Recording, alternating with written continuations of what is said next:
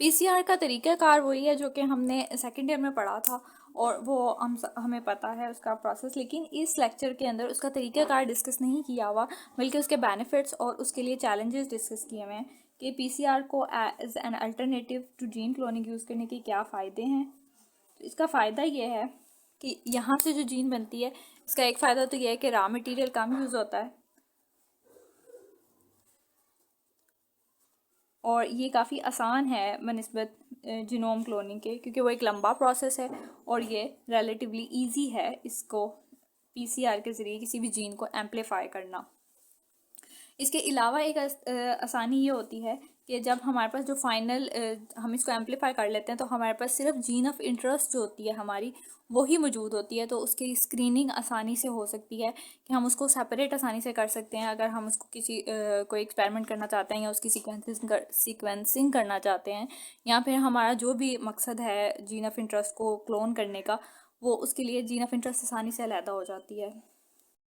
अगर हम पीसीआर के डिसएडवांटेजेस की बात करें, तो उसका पहला डिसएडवांटेज तो ये होता है कि ये सिर्फ छोटी छोटी जीन्स को, जिनकी लेंथ बहुत कम होती है, उन्हें क्लोन करता है। बहुत लंबी जीन को पीसीआर के ज़रिए एम्पलीफाई करना मुश्किल होता है। और इसके अलावा मसला ये होता है कि क्योंकि डीनेचर करने के लिए डीएनए के दोनों स्ट्रैंड्स को अलहदा करने के लिए हाई टेम्परेचर यूज़ किया जाता है, तो बाज़ औक़ात डीएनए के स्ट्रैंड्स ना सिर्फ अलहदा होते हैं, बल्कि कुछ डीएनए के स्ट्रैंड्स टूट भी जाते हैं और डीएनए डीनेचर हो जाता है, हमारी जीन्स जो हैं वो डिस्ट्रॉय हो जाती हैं। इसके अलावा तीसरा मसला ये आता है कि एंजाइम्स जो हैं, जैसे हम यूज़ करते हैं thermostable enzymes, for example Taq polymerase, तो वो एंजाइम्स इतने एफिशिएंट नहीं होते, स्पेशली जब हाई टेम्परेचर दिया जाता है, तो वो एरर्स करने लग जाते हैं, उनके कुछ बेसिस को वो मिस कर देते हैं, जिसकी वजह से म्यूटेशंस आ सकती हैं, जो हमारे पास रिजल्टेंट जीन आती है।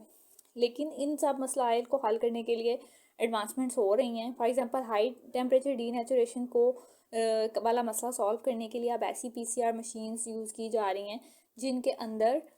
टेम्परेचर कम यूज़ किया जाता है, और जो डीएनए के दोनों स्ट्रैंड्स को अलहदा करने के लिए हाई प्रेशर देकर उन दोनों स्ट्रैंड्स को फोर्सफुली अलहदा कर लिया जाता है, बजाय इसके कि हाई टेम्परेचर दिया जाए और डीएनए का जो स्ट्रक्चर है वो भी तबाह हो जाए।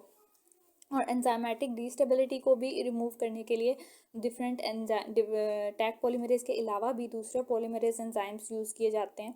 जो कि ज़्यादा, जिनकी प्रूफ रीडिंग एबिलिटी ज़्यादा अच्छी है, जो कि हाई टेम्परेचर पे भी गलतियां नहीं करते, म्यूटेशंस कम के चांसेस कम से कम होते हैं।